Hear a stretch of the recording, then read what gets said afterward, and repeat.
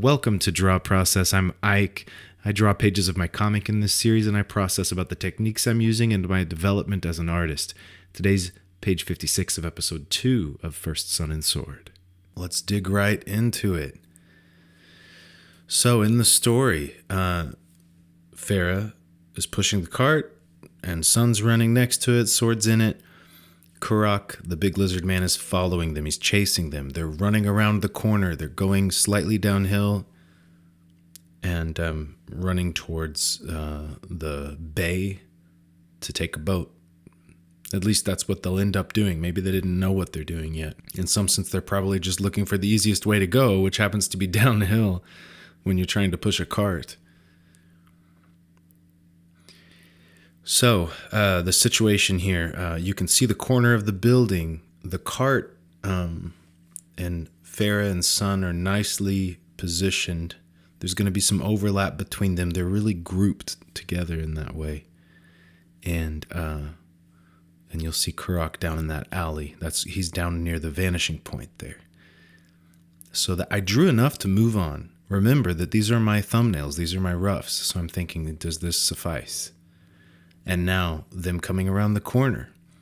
Notice that if you pay attention to the vanishing points I'm using, the sort of lines that radiate from it, there is a different line shape. There's a different sort of ray, directionality to the gesture of the panel as a whole. So I do vary that over time. The road here that they're running down, the alley, it's got a line running, kind of cutting it in half and straight into the bottom right corner. That is guiding your eye down to the bottom right corner. The upper right area above that line is negative space. I'm not going to put a lot of building details there either. At first, I did plan on trying to put more details, but as they run around, I don't want to put windows and doors behind them in ways that break up their silhouette. Okay, so Sun is running too quickly. He's leaving them behind. Farah's yelling to him to come back and help. So all I needed was his eyes. Really, I just needed you to see his face looking back. I could have done that in a small panel to the left, but I find that after I've completed a tier, a row of panels, I will tend to like to do a full width panel so that your eye doesn't have to go from the far right side all the way back to the left. Let's say if it was a small panel with his eyes, then it's off to the left. It's very far to the left. So for the eye to have to travel from the far right all the way to the far left, I try not to do that. I find it doesn't flow as well. So I went with the full width, and I have his hand and his eyes, his eyes in the center, his hand pulling you towards that. So not as much of a movement from the last panel. Now we can go to the bottom left. He's even looking that direction. This panel on the left here is like a POV shot. It's not quite, obviously, because it's a very high up camera looking down, but it's near his perspective. And you'll notice that originally I had him in the shot. In the very bottom of that panel, where the negative space is in front of the cart, I started to draw him there, and then I realized I didn't want your eye to travel that far down the panel. I wanted you to see what he saw, and not bother going any further down. That's all empty space, right? And then we come up to the last 3 panels, and I'll have to describe those as you see the more finished pencils. Okay. When I work, I'm adjusting and working out the height of the building. I'm looking at Sun and Farah. How high is the first floor? I built the building to have very simple indications of each floor. There's just a board running across there. So I found that first. That tells me the height of Kurok back here. And then I can easily throw in the windows and everything. There's going to be a few men in the shot. Very tiny. Pompidou and his men here. And I want to keep them off to the side, try not to break the silhouette of Kurok at all. Keep them nice and out of the way. I'm planning out the shadow in the little stream here. So you see I just hatched in the shadow that's cast. And quickly drawing in the cart. A nice simple 3-dimensional rectangle here.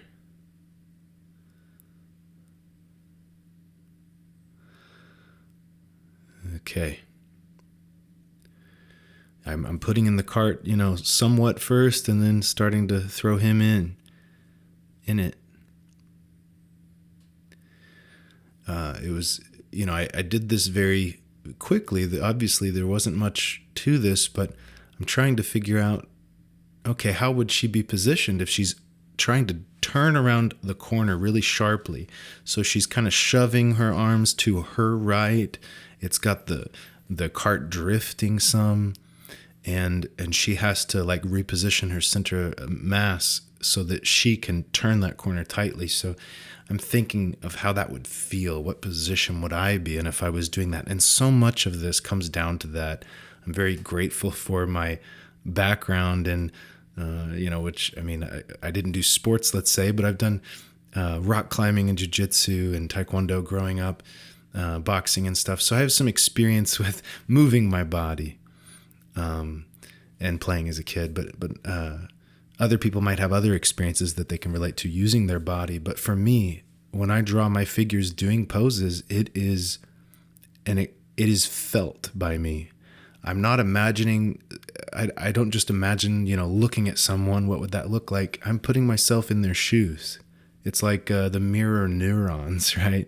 Where if you see someone doing something, it fires in your brain as if you had done it. It's that kind of thing. And so when my characters are moving rather expressively, let's say, there's a lot of, particular posing, particular positioning of their bodies as I try to draw things very lively, looking very alive. I'm feeling it. I'm thinking, how would I move my body? And sometimes I will stop drawing and kind of position my body, or even get out of my chair if I have to, and see, how would I do this?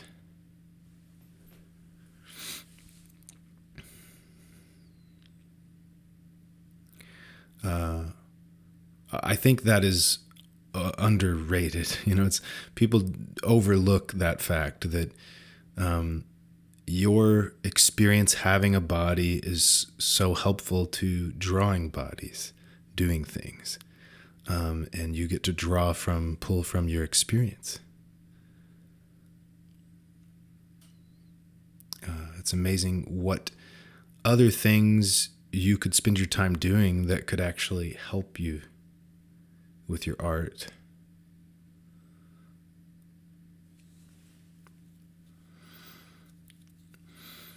And you'll see that this was a very skinny panel, and it is not perfectly horizontal. These lines are not horizontal or parallel. I'm beginning to play with angling much more, angling my panel borders. And you'll see that that's a very skinny panel, but I've got several elements in it. I have his cloak off to one side, his hood, and his hand is in the shot. At the same time, it could have just been his eyes, but I've squeezed in quite a bit along that skinny visual level.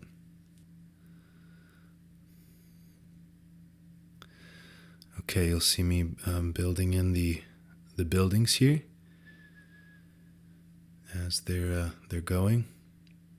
Kurok, that's Kurok there.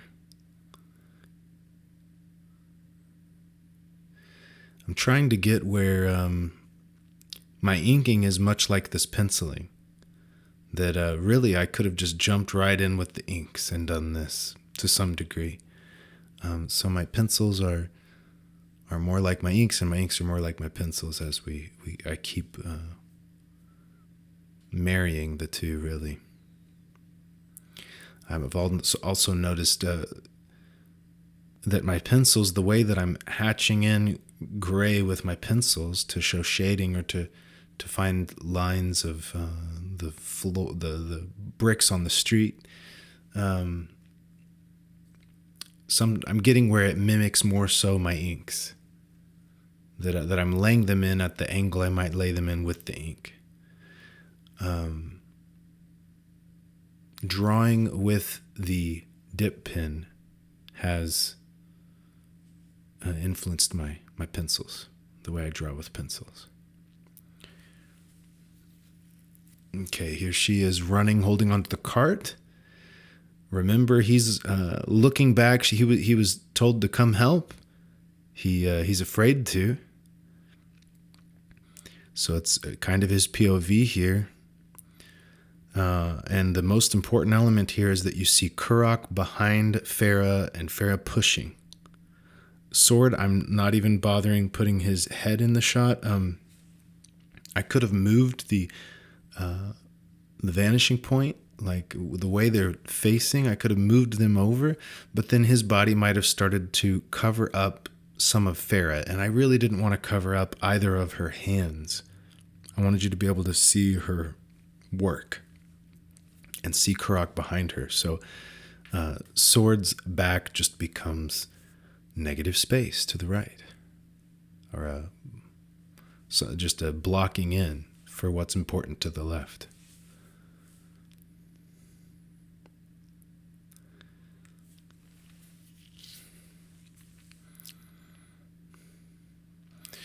You'll see that I just started to put in a shadow edge on the left, and then I was like, wait a minute, the shadow's on his right now. I mean, his left, our right. It's on the other side of his face, so I had to start that over. And trying to draw a face when you don't have an entire head, it was not ideal. I should have went ahead and finished the head, maybe, to save me a few attempts, because his nose was ending up too long in the first attempts, and it turned out okay, I guess. Okay, this shot, the only thing that really matters is that Sun has grabbed onto the cart to pull it. So you have his arm reaching near the center of the panel. It's a bit off center for sure, but it's near. It's close. It's the only thing that's really near the center that you might look at. So part of that is people will tend to look obviously where there's the higher contrast, where something's the brightest, where it's the most saturated, where it's a face, where it's a word balloon, where it's a hand. If there's not a face, then they're looking for a hand, if it's large, or a human figure. These things draw attention, which makes sense why our brains do that. So I set this up where you're not going to see anything else meaningful in this shot.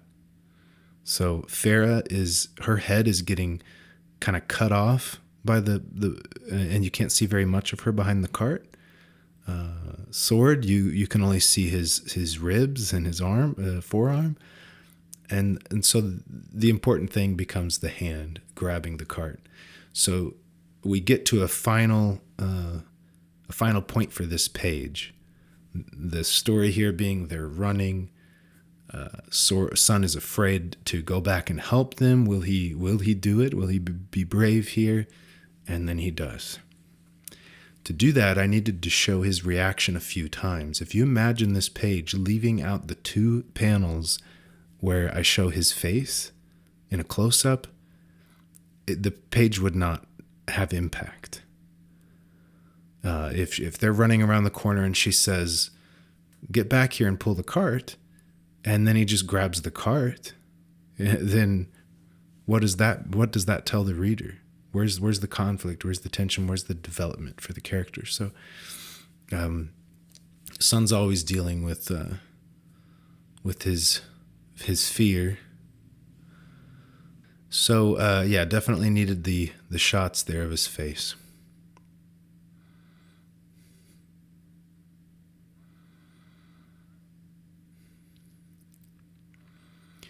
I'm trying to let loose even more with the details in the buildings and stuff. The windows do not have to be fully closed lines. They do not have to be clean rectangles, and none of that's really going to matter. People are going to. My composition needs to be strong, though, but people are going to look to the very blue Kurok that's going to stand out right there in near the vanishing point there. And then they're clearly going to see the group running at the front that's going to be at the brightest spot out of the shadow there. And it should be very easy to track that visually. You're going to see from Kurok going down the line of that stream of water on the ground, to them, and then the straw that's kind of flowing behind them in the air. It just all leads to them, and they lead straight into the next panel around the corner.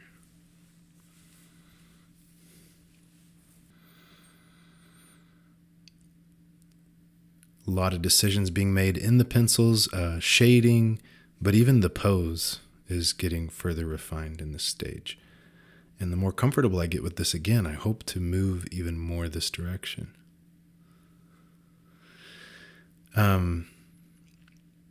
I can tell that throughout the work on this issue especially, I have gotten much better at drawing small figures, and figures in general, but when it comes to figures that are very tiny on the page, I'm doing better. Part of it is the dip pen, the G pen that I use, has more finesse, more character, line weight variation than what I used to use with the Micron. So that's helping add a different, being able to draw things smaller and convey more meaning out of it. But also my figures they're more solid. The arms, shoulders, rib cage, everything's defined better, even when it's tiny. And that's been just practice.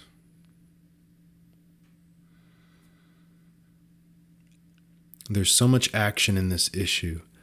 It's nonstop, and it's going to continue through the end of the issue. I've said I hope to add more conflict and character development in the next issue. Definitely going to think that one through, and I will probably storyboard on 11 by 17 paper, rough pencil out the whole book, and then go back and start refining each page. That'll help me be sure that I'm happy with the story. But definitely want to do that. But I do like this issue being 86 pages, I think, is what it needed to come out to in the end, because I've already done all the roughs now. And I think, so I can kind of see the finished product now. You can't, but I can see the rough version of the finished book, and I can see how it flows. And it's got some good things going for it. If there was more character development, more conflict, more characters, it also wouldn't have as much action. The flow of the action and the simple conflicts that are introduced, they work out, they pay off, I feel. And I'm surprised how much action I can sustain. It makes me think of,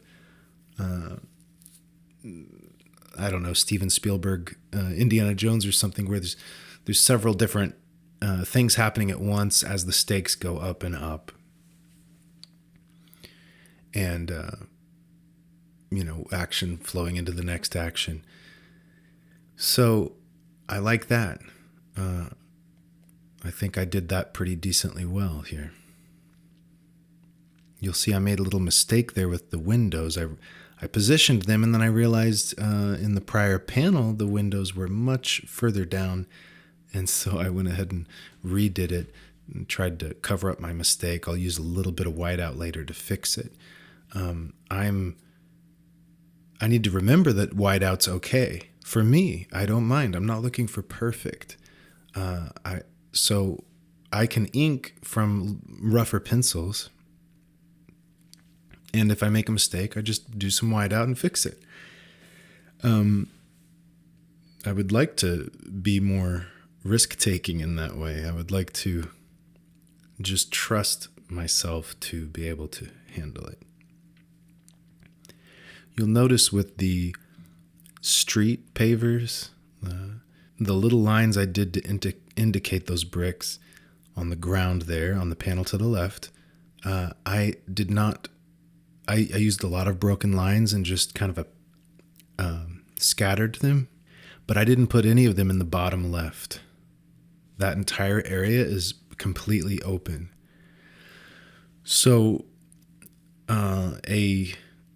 someone maybe with less finesse, someone more of a beginner, they might apply this brick pattern evenly distributed from far away all the way to up close, and just spread it out everywhere that there's brick, thinking like, this is all brick, let me indicate it's brick, and draw it. Less than ideal, right? Especially for ink drawing. I mean, if you're gonna go in with colors and you can erase, you can sort of cover up all the detail you added, but in this case, it's gonna look better if you don't. Remember, you're just trying to indicate some texture. It doesn't take very much. And I used to do a little more than I do now and be more careful with it. And I'm learning that it doesn't need to be so careful. It can be very messy, very loose, and it doesn't take much to indicate it and guide the eye. If this was going to stay black and white, I might feel a little differently. I might consider being more careful with the details I apply to make sure that they read easily. But because I use color also, it does help a lot. That if my inks are not conveying super well what is, the wood inside this cart versus what is straw, and not that it needs to be, because it doesn't really matter, but it does to some degree. It matters in some way that you do want the reader to feel like it's a world. It needs to feel like something. And so those details can help with that. But the color will help add a sense of detail. It'll give a sense of quality to the things you're seeing. Quality like how it would feel. That instead of only being able to do that with the ink itself. So it gives me some freedom, some wiggle room.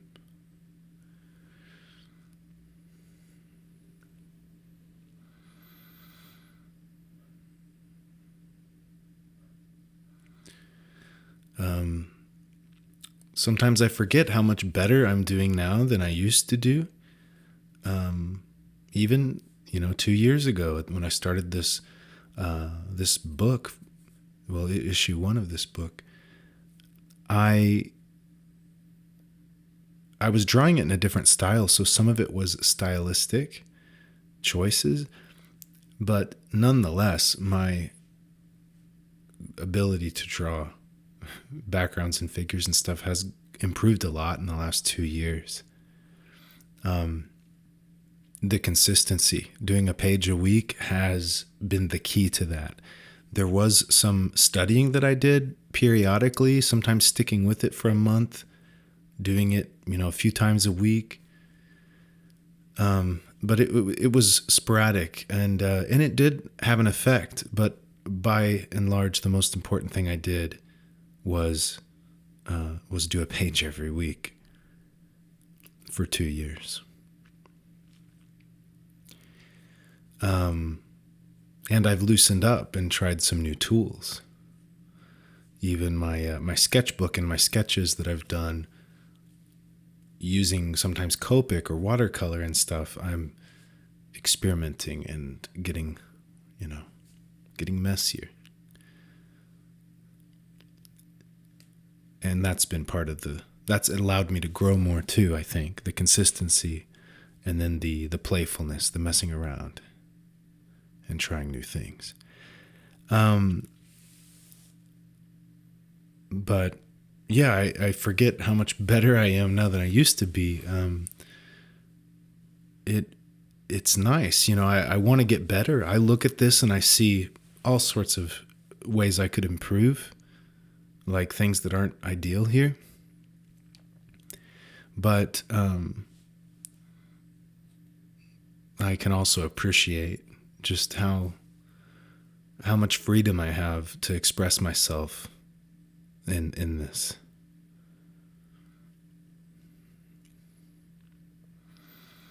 So remember, there's a shadow layer or two, and there's a lighting layer. That's so you'll see highlights on the figures, on the building on one side of it.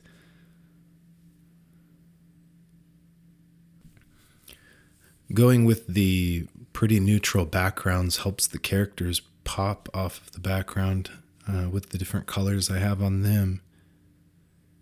I avoid skin tones in those backgrounds, obviously. And with the panel shapes here, I should say a little, I've been experimenting, and I talked about it last week with different panel shapes. And just one point I can make here, panel 3 is angled, kind of tilting down to the left. That's because after you get to the top right panel, you are coming down and to the left to go to his eyes. So the angle of the panel is going the angle that the reader's going to go, down and towards the left to the panel on the left. So I'm using that to guide you down that direction in a sense, to make it feel even more natural to do that. And the bottom left panel is kind of leaning, it's kind of stretching out to the top right. Well, that's where you're going to go next, is the top right of that panel will take you to the next panel, the top of the 3 there. So that's it for this week. Be the practice of your art and encourage others to do the same. I'll see you next week.